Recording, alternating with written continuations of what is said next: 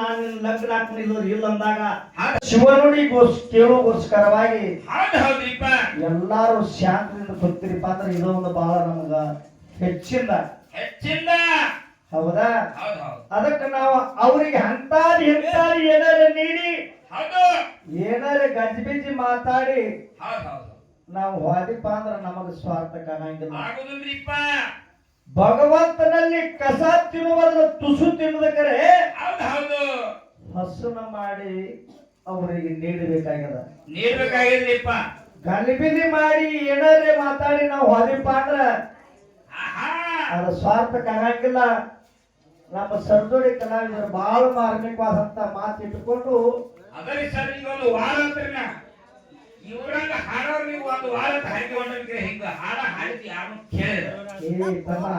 ಇರ್ಲಿ ಭಗವಂತ ಎಲ್ಲರಿಗೂ ಎಲ್ಲ ಇದ್ದೇ ಕೊಟ್ಟರು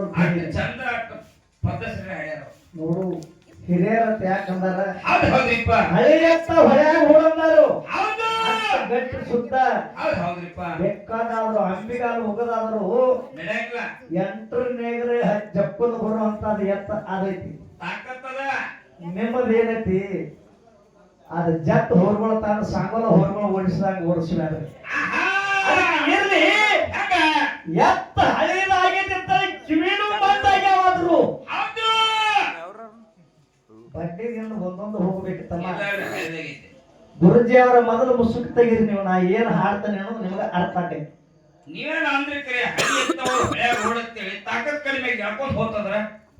ಅಲ್ಲ ವಯಸ್ಸಾಗಿ ತಾಕತ್ ಕಡಿಮೆ ಆದ್ರು ಕಿವಿ ಕೇಳೋದೇನ ಕಡಿಮೆ ಆಗೋದಿಲ್ಲ. ಸಾಯವರಿಗೆ ಅದು ಭಗವಂತ ಕೊಟ್ಟದ ಕೇಳು ಹಂಗ ಕೇಳಬೇಕು.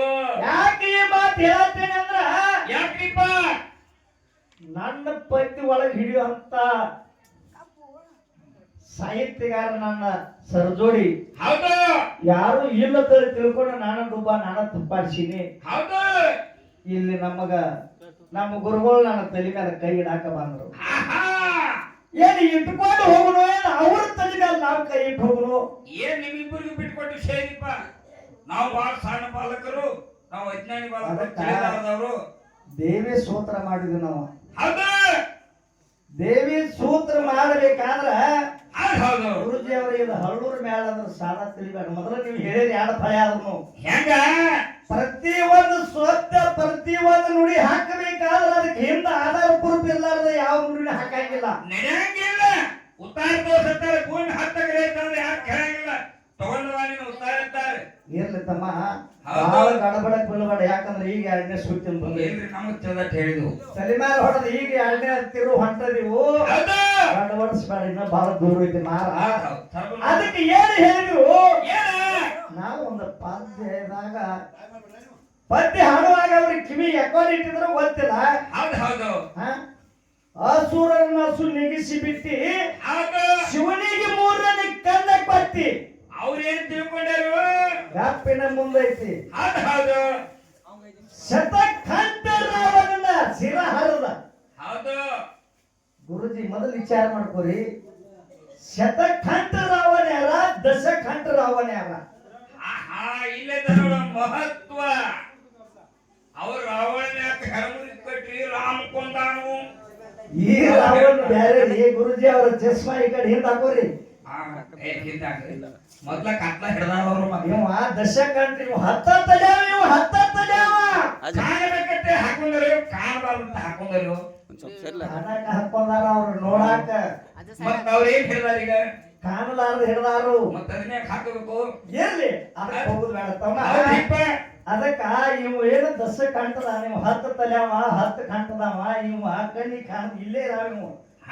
ಇದನ್ನು ಹೊಡೆದವ ರಾಮ. ಹೌದು, ಯಾರಿಗೆ ಜಗತ್ತಿಗೆ ಸಣ್ಣ ಹುಡುಗರು ಕೇಳಿದ್ರು ಹೇಳ್ತಾರ. ಹೋಗೋ ಹೇಳ್ತಾವ ಲಾರಿ ಪಂಪ್. ಅದಕ್ಕ ಒಂದು ದೊಡ್ಡ ಮೇಣ ಒಂದು ಸಣ್ಣ ಮೇಣ ಹಳದಾಗ ಆಟ ಆಡ್ತಿರೋತಾವ. ಹೆಂಗ ಅವಾಗ ದೊಡ್ಡ ಮೇಣ ಎಲ್ಲೆಲ್ಲ ಹೋಗಿ ಬಂದು ಮಳೆಗೆ ಬಂದು ಈ ಮಡದಾಗ ಬಿದ್ದಿತ್ತು. ಈ ಮಡದಾಗ ನಿಮ್ ಮೇಣ ಇದ್ದೇ ಇತ್ತು. ಅವಾಗ ದೊಡ್ಡ ಮೇಣಿಗೆ ಸಣ್ಣ ಮೇಣ ಏನಂತ ಎಲ್ಲೆಲ್ಲಿ ಹೋಗಿ ಬಂದ್ರೆ ಇದು ಬಹಳ ದೊಡ್ಡದೈತಿ ಮಡ ಅಂತ. ಬೇಡ ಇದೆಲ್ಲ ಮಳೆರಾದ ತುಂಬಿ ಬಂದ ಹಳ ಹರ್ಕೊಂಡು ಹೋಗಿ ಹಳದಾಗ ಹೋಗೋಣ ಎಷ್ಟು ದೊಡ್ಡದೈತಿ ಇದ ಅಂತ.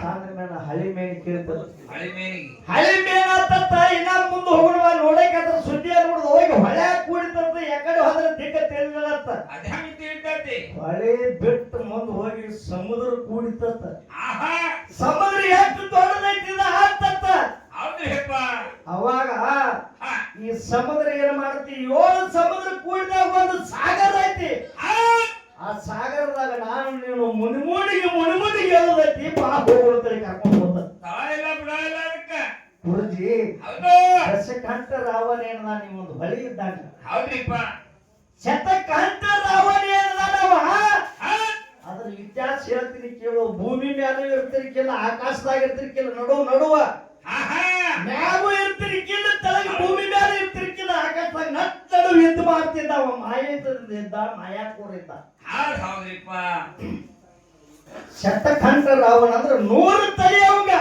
ಹೌದ್ರಿಪ್ಪ 100 ತಲೆ 100 ಕೈ ಇದ್ವು ಅವನಿಗೆ ಹೊಡ್ಯಾಕ ಇವ್ರಿಗೆ ರಾಮ ಲಕ್ಷ್ಮಣಗ ಹನುಮಂತಗ ಇವ್ರಿಗೆಲ್ಲರಿಗೂ ಧೈರ್ಯ ಸಾಲಲಿಲ್ಲ 10 ತಲೆ ಅವನು ಹೊಡೆದ ಸಾಕಾಗಿ ಹೋಗಿತ್ತು 100 ತಲೆ ಅವನು ಹೆಂಗ್ ಹೊಡೆದಿತ್ತ ವಿಚಾರ ಮಾಡಿಕೊಂಡು ಅವಾಗ ದೇವಿಗೆ ಶರಣು ಹೋದಾಗ ದೇವಿ ಹೇಳ್ತಾಳ 10 ಕಂಠದವ್ರು ನೀವು ಹೊಡೆದ್ರೆ ಇರ್ಲಿ ಶತಕಂಠ ಅಂದ್ರೆ 100 ಕಂಠದವ್ರು ಹೊಡೆದ್ರೆ ನನಗೆ ಇರ್ಲಿ ನೀವು ನೋಡ್ಕೋತ ಅಟ್ಟ ನಿಂದಿರ್ತೇಳಿ ಶತಕಂಠ ರಾವಣ ಹೊಡೆದಕ್ಕೆ ದೇವಿ ಗುರುಜಿ ಅವರ ಬೇಕಾದಂಗ ನೋಡ್ರಿ ಇಲ್ಲ ಅಂದ್ರು ಇದಕ್ಕೆ ಇಂತಾದ ಎಷ್ಟನೇ ಸರ್ವೆ ನಂಬರ್ದಾಗ ಇದಕ್ಕೆ ಗೊತ್ತಾರ ಹಿಂಗೈತಿ ಸುಳ್ಳು ಮಾತಾಡಂಗಿಲ್ಲ ಶತಕೋಟಿ ರಾಮಾಯಣ ಇವ್ರು ಅಪ್ಪಿದ್ರು ತಿಳ್ಕೊಂಡು ಏನಂತಾರು ಮತ್ತೆ ಭಸ್ಮಾಸುರನ್ ಹೇಳ್ತಾರು ಇರ್ಲಿ ಒಂದೊಂದು ಹೋಗ್ಬೇಕಾಗತ್ತಮ್ಮ ನಮಗೆಲ್ಲ ಒಟ್ಟು ಅದಕ್ಕ ಮೊದಲು ಕೇಳಿ ವಿಚಾರ ಮಾಡಕ್ ಬರ್ರಿ ದಶಕಂಠ ರಾವಣ ಬೇರೆ ಶತಕಂಠ ರಾವಣ ಬೇರೆ ಹೌದ್ರಿಪ್ಪ ಅಕ್ಕನು ಒಂದ ತಂಗಿನೂ ಒಂದ ತಳಿ ತಿಳ್ಕೊಬೇಡ್ರಿ ಹೌದಲ್ಲೋ ದಶಕಂಠ ರಾವಣ ಹೊಡೆದವ ರಾಮ ಶತಕಂಠ ಹೊಡೆದಾರ ಆಕೆ ಆದಿಶಕ್ತಿ ಅನ್ನಪೂರ್ಣೇಶ್ವರಿ ಆದಿಮಾಯಿ ಹೌದಾ ಇದನ್ನ ಯಾರು ಬೇಕಾದಾದ್ರು ನೀವು ಬೇಕಾದ ಇನ್ನು ಹೊಳೆ ಆದ್ರೆ ಕೇಳ್ಕೊರಿ ಇಲ್ಲಿ ಒಂದು ತಮ್ಮ ವಿಡಿಯೋ ಮಾಡಾಕತ್ತಿದ್ದ ಇಲ್ಲ ಅಂತಂದ್ರೆ ನೀವು ನೋಡತ್ತಂದ್ರೆ ನಮ್ಮ ಸಾಹಿತ್ಯದಾಗ ಐತಿ ಶತಕಂಠ ಐತೋ ಇಲ್ಲ ದಶಕಂಠ ಐತೋ ನಾ ಹೊಳೆ ಬಿಡು ಮಗ ಅಲ್ಲ ಇರ್ಲಿ ಇನ್ನ ಬಾಳ ನಿನ್ನ ಆದಿಮಾಯಿ ಅವತಾರ ತೊಟ್ಟಿ ಅಂತ ಹೇಳಿದಿ ಆದಿಮಾಯಿಗೆ ಭಸ್ಮಾಸುರ ಬೇಡ್ಕೊಂಡಾಗ ಯಾಕೆ ನಿನ್ನ ಆದಿಮಾಯಿ ಭಸ್ಮಾಸುರನ ಹೊಡ್ಯಾಕ ಆಗಲಿಲ್ಲ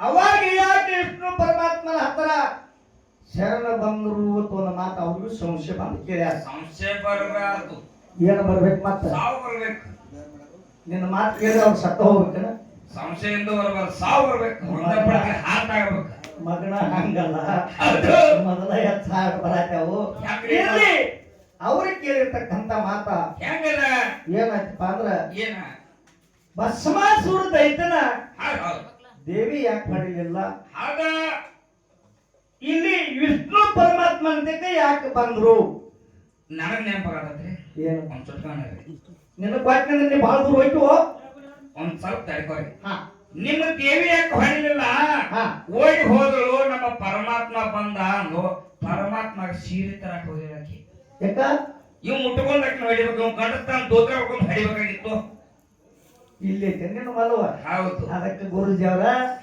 ನನಗಿಂತ ಮೊದಲು ಅಮ್ಮ ಹೇಳಿದ್ ನೋಡು ಯಾಕೆ ಭಸ್ಮಾಸುರನ ಯಾರು ವಿಷ್ಣು ಪರಮಾತ್ಮ ಹೊಡೆದ್ರೆ ಮೋಹಿನಿ ರೂಪ ತೊಟ್ಟು ಸೇರಿ ತುಟ್ಟಿ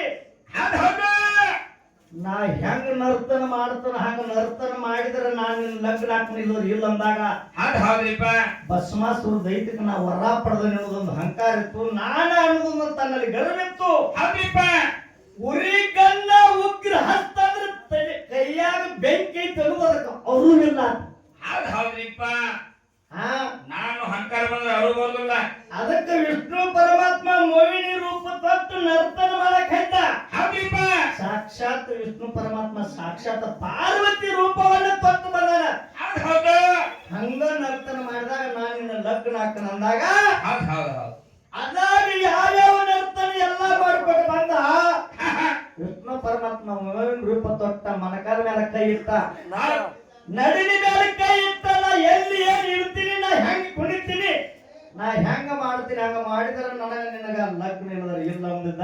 ಹೌದ್ ಹೌದ್ರಿಪ್ಪ. ನಡಿನಿ ಮೇಲೆ ಕೈ ಇಟ್ಟು ಹೌದ್ ಹೆಗಲ ಮೇಲೆ ಕೈ ಇಟ್ರು, ಇವು ಹೆಗಲ ಮೇಲೆ ಕೈ ಇಟ್ಟು ಯಾಕಂದ್ರೆ ಮೂವಕ್ಕೆ ಬಿದ್ದಿದ್ದ. ಹೌದ್ ಹೌದು. ಅವಾಗ ಮೋವಿನಿಂದ ಎರಡು ಹಸ್ತವನ್ನು ತಲೆ ಮೇಲೆ ಇಟ್ಟುಕೊಂಡು ಅವಾಗ ಏನಾಯ್ತು? ಈ ಭಸ್ಮಾಸುರ ತನ್ನಲ್ಲಿ ಅರುವಿನ ತನ್ನ ಎರಡು ಕೈ ತಲೆ ಮೇಲೆ ಇಟ್ಟುಕೊಂಡು ಸುಟ್ಟುಕೊಂಡು ಬೂದಿಯಾಗಿ ಹೋಗ್ತು. ಸೋಡ ಸತ್ಯ ಭಗವನ್ ಕೇಳ. ಅದಕ್ಕ ಗುರುಜಿ ಹೌದು. ಐತಿ ಅಲ್ಲಿ ಆಟ ಪರಮಾತ್ಮ ಅಂದಿಲ್ಲ, ಮೋವಿನದೈತಿ, ಹೌದ್ರಿಪ್ಪ. ನನ್ನ ತಾಯಿಯದೈತಿ. ಹೌದ್ ಹೌದ್. ನೀ ಹಿಂಗ ತಾಯಿ ಮತ್ತು ತಂದೆ ವಿಷಯ ಬೆಳೆಸೋದ್ರೊಳಗೆ ಧರ್ಮದ ಇಟ್ಟಿದ್ದೀನಿ, ನೀನು ಏನು ಹೇಳ ಸುದ್ದಿ. ಹಮ್ಮೆ ಬೋಲೆ ತೋ ಅಪ್ಪ ಬಾತ್ ಕರ್ ನೈ. ಶಂಬಲ ಹಾರಾಡಿ ಬಿಡ್ತಿತ್ತಮ್ಮ. ಹೌದು. ಇರ್ಲಿ, ಹೆಂಗ? ಇನ್ನ ಕಾಣದ ಶ್ರೇಷ್ಠ, ಹೌದು. ಕಾಣಲಾರದ ಶ್ರೇಷ್ಠ. ಹೌದ್ ಹೌದ್ರಿಪ್ಪ. ಹೌದಾ? ಕೇಳು. ತಮ್ಮ ಹೌದ್. ಈ ಶಿವಸ್ಥಾನವನ್ನು ಒಡ್ಡಿ ಒಳಗೆ ಶಿವಸ್ಥಾನ ಎಲ್ಲ ಕೈಪಟ್ಟವನ್ನು ಬಾರಿಸ್ತೀರಿ ಅಂದ್ರೆ ಏನು ಖಂಡ ಬಾರಿಸ್ತೀರೋ? ಏನ್ ಕಾಣಲ್ಲ ವಾರ್ಸಕ್ ಬರುತ್ತೆ? ಹ? ಕಾಣಲ್ಲ ಏನ್ ಬರ್ತಾರ? ಹೆಂಗ ಬರ್ತಾರ? ಏನು ಬಾರಿಸ್ತಾರೆ ಇವ್ರು ಕಾಣಲಾರ್ದ? ಹೌದು. ಅಂಡಜ 21 ಲಕ್ಷ, ಪಿಂಡಜ 21 ಲಕ್ಷ, ಜಲಜ 21 ಲಕ್ಷ, ಹೌದು.